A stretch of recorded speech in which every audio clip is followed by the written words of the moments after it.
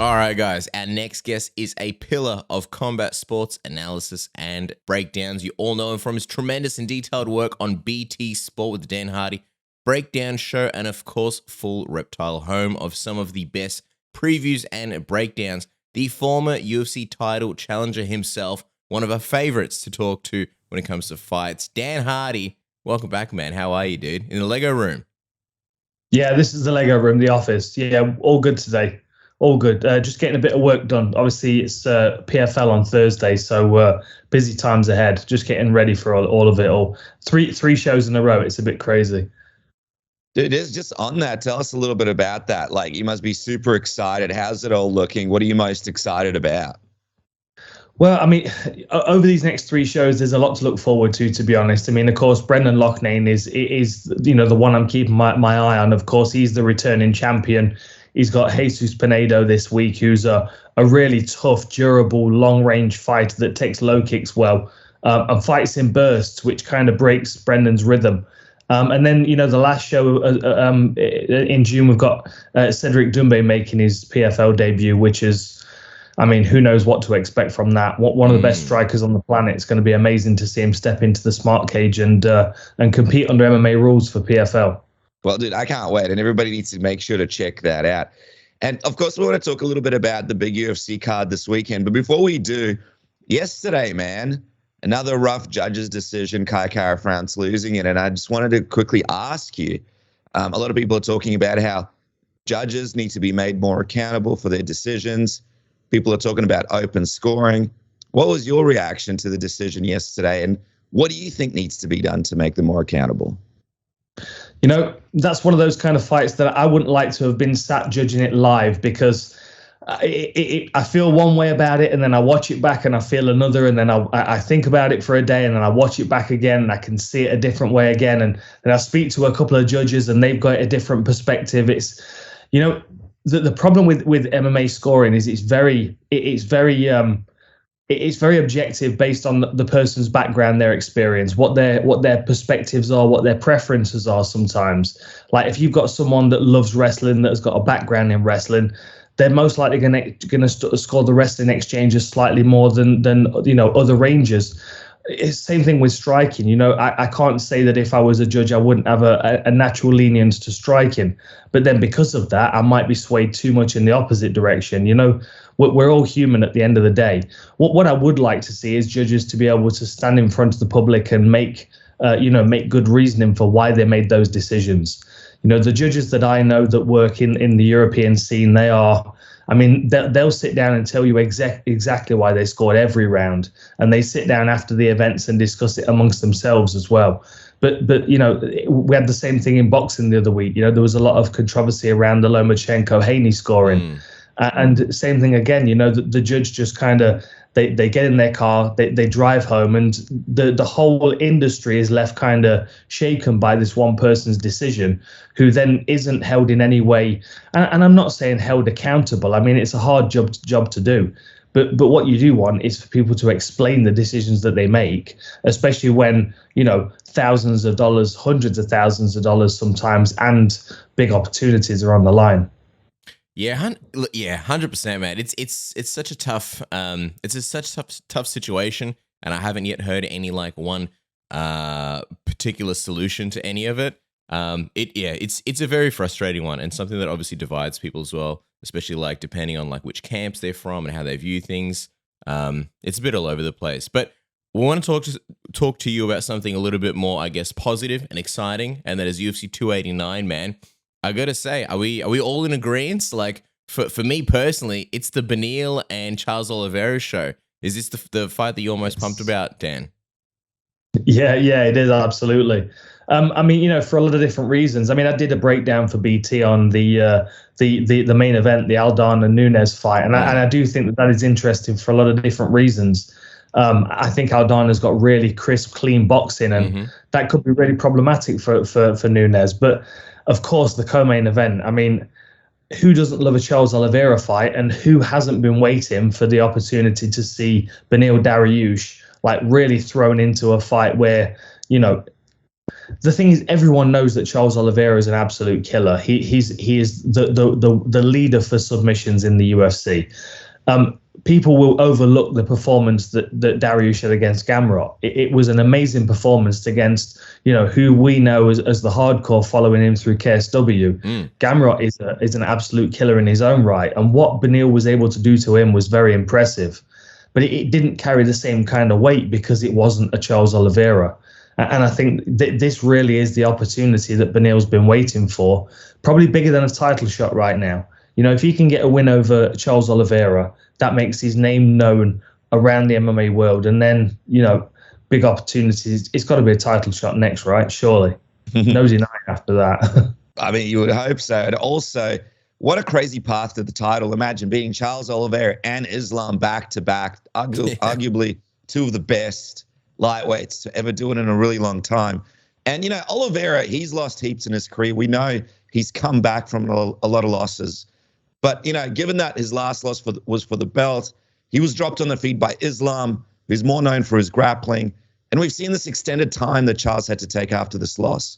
I wonder, man, and by the way, sorry about my voice right now, but how do you think things affect Charles going into this fight? I'm relieved he's taken a bit of time. I think that was very important for him. I mean, what he did with that time is also important. And of course, only he knows that. But my concern with Charles is not necessarily what happened in his last fight. It's even the Gaethje fight, the Chandler fight. He takes big shots. He's been taking big shots, and he's from shoot box. The history of shoot box is to take big shots and to stand in the pocket and trade until someone lands cleanly.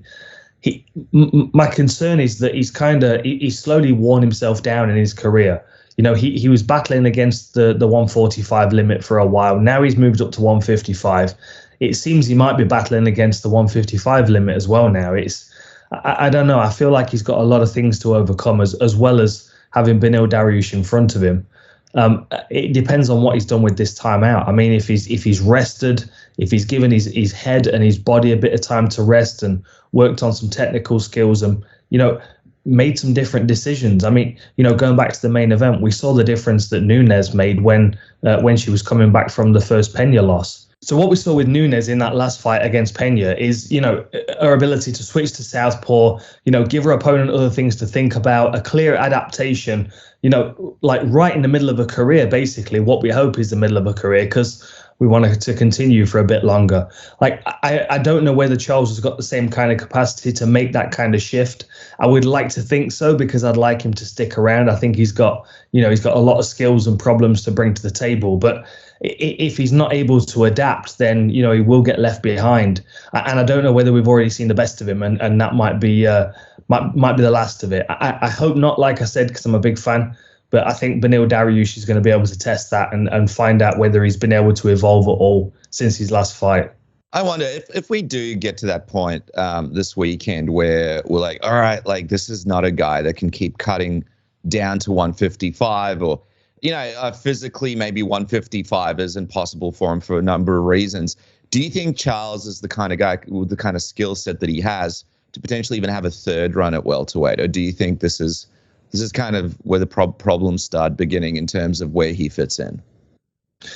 It's an interesting one because welterweight's of course, it's a big jump. It's a big jump from lightweight to welterweight, and it's a big jump from welterweight to middleweight. So we have, in the middleweight division, you have people that are far too big for the weight class and some people that are kind of a little bit too small. There are some really effective small welterweights out there. I mean, Colby Covington isn't the biggest. Masvidal used to be a lightweight. RDA's had a good campaign at welterweight. Michael Chiesa. There's a good selection of guys that when they allow their body to go up a weight class, they just grow. They just get bigger. And Charles Oliveira has already shown that when he moved up from featherweight. I feel like if he went up to welterweight, I mean, you've got to think, what's he walking around at already? You've got to think he's well over 170 already. It's what kind of quality of weight that is and how big is he? But it wouldn't surprise me in this time off if he's not got close to 200 pounds. So 170 might not be such a bad idea anyway. But there's, people get caught up in this idea of,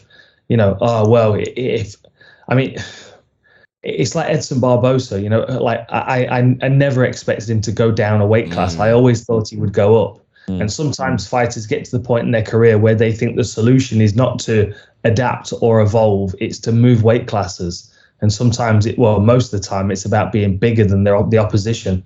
It's a weird thing. I hope Charles Oliveira does allow himself to move up, or make the necessary adaptations to stay at lightweight. But I do think his time is limited, and I do think he'd do well at welterweight. I mean, I'd love to see him against Colby Covington, for example. I think that'd be a really interesting fight. You know, Covington's really got to, pick his poison there, because I would say Oliveira is most likely going to have better Muay Thai and better grappling skills, jiu-jitsu wise. It would be a very interesting problem. I would like to see him at welterweight for sure. Good point. Even like him and Leon Edwards on the feet. Oh, that would be a fun fight. That'd be really fun to watch. I like your point also about like Charles and like having a career of taking damage, and then like going up against a guy like Beneil who just drops absolute bombs. Like, it's a very, very interesting test. And then also I remember Charles a while ago talking about how like despite all his bonuses, when he first won the belt, like he wasn't making any money, but he's like, now I'm really going to make money because I got the belt, I got the pay-per-view points. But having that ascended to that level, and then the pay-per-view points, and now losing all that, and now losing the potential Conor McGregor fight and the life-changing things like that. I just wonder if that changes his mindset upon his return, where he's kind of like, shit, I had it, and now I really, I know how to get it back, but I need to change certain things. But I wanted to ask you though, what do you make of this streak and almost career resurgence that Beneil is on at the moment? Because it actually kind of reminds me of Charles as well. Remember when Charles went from like, oh, he's just another lightweight guy, to like, holy shit, he's really put together a streak. Like, Beneil is kind of like doing the same thing. He's even got common opponents in like a Tony Ferguson and a similar sort of win. What do you think has been sort of the key to this massive success that he's had lately in Beneil? I think the only thing that Beneil's been lacking all the way through his career is a little bit of FU, to be honest. I mean, you look at his attitude all the way through his career, and he's kind of like, we picked up another decision, and we're happy with that. It was a technical performance, and blah blah blah, and he breaks it down like Gary Kasparov, and it's fascinating to listen to. But if you're a fan of fighting, you're not really gravitating towards that. And I feel like a little bit like Leon Edwards, to be honest. He was the same situation, wasn't he? He was kind of in the background, picking up 5-round decisions over Cowboy, and not really sparking anyone's interest. And then all of a sudden, he turned a corner and realized, hang on a minute, this is what I'm deserving of. This is what belongs to me. And that little bit of extra, which I guess we're seeing from Bilal Muhammad as well. That little bit of extra spark is what kind of opens them up into the fans' eyes, and gives that extra 5% in the fights that puts their opponents away, as opposed to beating them by decision. I think Beneil Dariush is in a really good position right now to become a real star, and because he's so kind of straightforward and to the point, I think that people will quite like him when he gets a bit more airtime.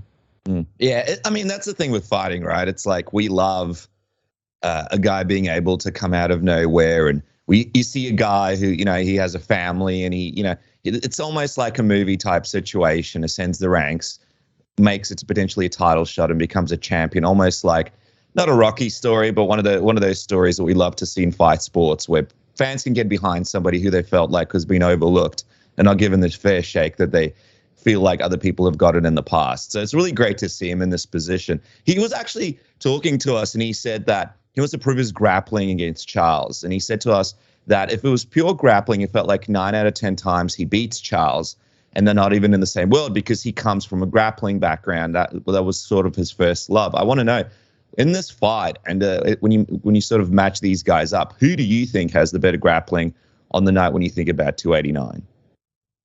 It's a really interesting conversation, obviously, and you can take it in a variety of different directions.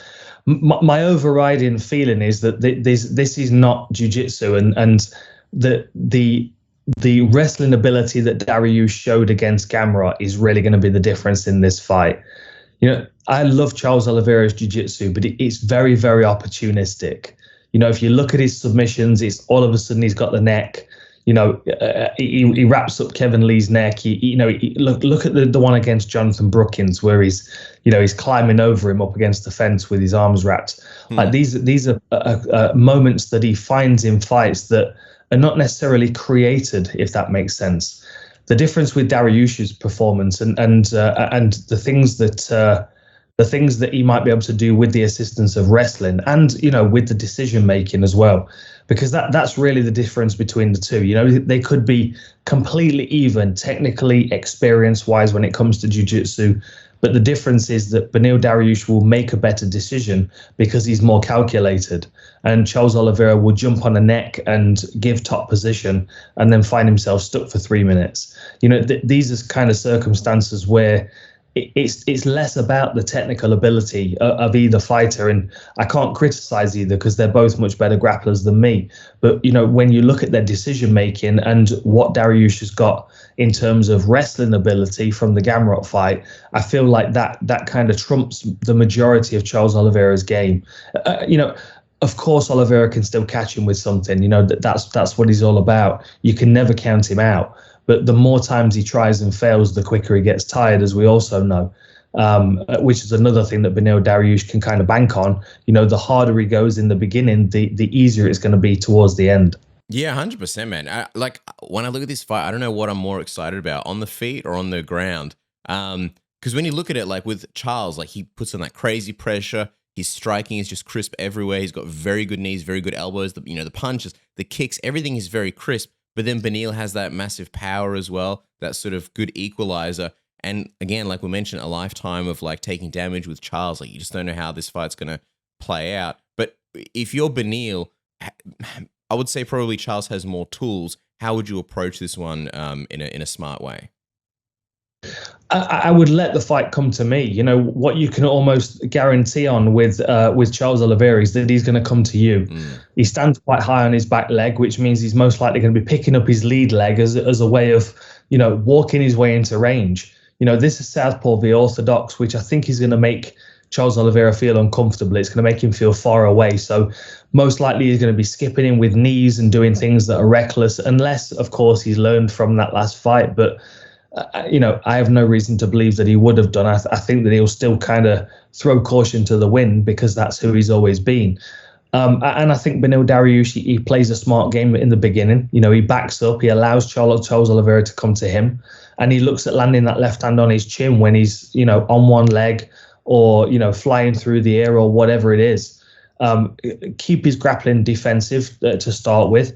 And I think, he could spend the first round and a half keeping Charles Oliveira in the striking range and picking him off as he moves forward. And then if he decides to switch up his attack and prove his grappling, as it were, then I think it'd be a much safer thing to do. Take Charles Oliveira down to the ground in, maybe second round, couple of minutes into the second round.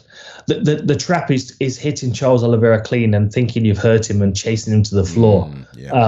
He certainly doesn't want to do that. But there will be a point where Charles Oliveira will get tired and a little bit desperate if he's not able to get his way in the fight. And I think Dariush is smart enough and collected enough to be able to get the fight to that position. Yeah. And, the momentum that Charles builds through fights when he has success, allowing him to have that momentum from the beginning. It's going to be a fascinating one. I've got to ask, man. So, I'm getting the feeling you might be leaning towards Beneil here. Am I right? Are you sort of picking him here? And if he does get it done, since he's a fresh matchup, I'm curious to get your take. How would you see him matching up against Islam? Do you think he could possibly beat him? And what would you be looking for from him to maybe show that he's ready for a very different but also still extremely dangerous grappler like Islam from this weekend's fight? I saw what I needed to see over 3 rounds against Gamrot. I feel like that was a very, very impressive performance. I don't know what comes next for him, really. I guess he has to be in a title fight. What I would like to see is him fight for 5 rounds against someone that's just going to wrestle really hard, someone like an Arman Sarukian. But that's an unnecessary fight, of course. But that's really the only question I've got before he goes into a fight with Makhachev. What does his grappling look like if he's on the defensive for 20 of the 25 minutes? Does he find opportunities to land his left hand, and does he have any grappling skills defensively to be able to, be competitive if it is on the floor? You've got to assume that he's going to be on the back foot. I would imagine that Makhachev's going to make him look a little bit small and probably be able to bully him for the first part of the fight. But I think the game plan always against Makhachev is that you've got to survive a hard 8 or 10 minutes and make the most of the championship rounds. Like this one against Oliveira is 3 rounds, isn't it? It's not a 5-round co-main. It's 3 rounds. Is it? Yeah, so it's like that's the thing. I wouldn't have minded seeing this one over 5 rounds. I don't think it would have gone 5 rounds, but I just think the mentality starting at the first round and knowing that you've got 25 minutes instead of 15, I think it would have changed Dariush's approach in the first round, perhaps. Yeah, 100%. Dude, imagine if we got 5 rounds. I'd love 5 rounds of this. However, when it comes to things that you don't want more of, nose hair and ear hairs, less is more, baby, and your good friends at Manscaped have got you covered. No more pulling those nose hairs out while you're driving or trying to get rid of your stupid-looking ears hairs that make you look like a fool. You can get a fresh cut, and if you ignore those ear hairs, it just undoes everything. Our good friends at Manscaped bring you the Weed Whacker 2.0 nose and ear trimmer. Uses a powerful 7,000 RPM motor with an improved steel blade system that upgrades the cutting performance from their first generation to better whack your weeds.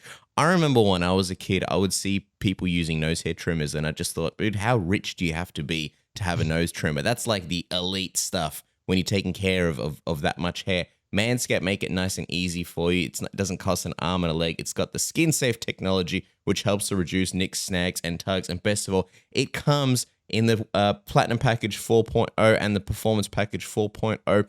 Both the best value for money. It's just in there already. It's cordless, it's rechargeable, and has a battery of up to 45 minutes of runtime. How good is that? And like I said, you don't need to be elite, you don't need to be rich, because you got saved 20% off, and you get free shipping with the code submission at manscaped.com. 20% off and free shipping with the code submission at manscaped.com, baby. From below to up top, get the best in grooming at Manscaped shop. Isn't that right, Dennis? That's right, man. And while you're doing that, why not get the best when it comes to VPNs? NordVPN has everybody sorted right now with their amazing deal where you get 4 months free and a huge discount if you click our link in the description below. Go to nordvpn.com/submission.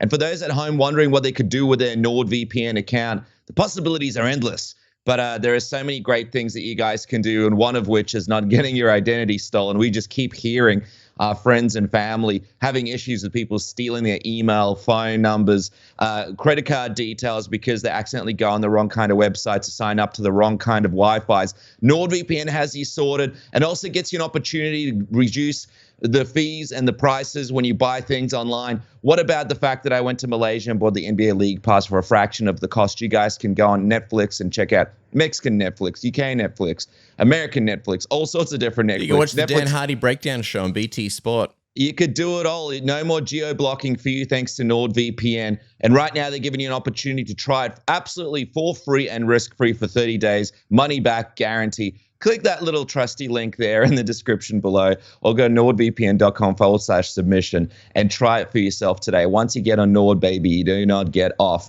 It's like Space Mountain. Maybe it's one of the older rides in the park, but it's got the longest line. And NordVPN always has you sorted like Ric Flair does. Make sure to try NordVPN today, Cass. Woo.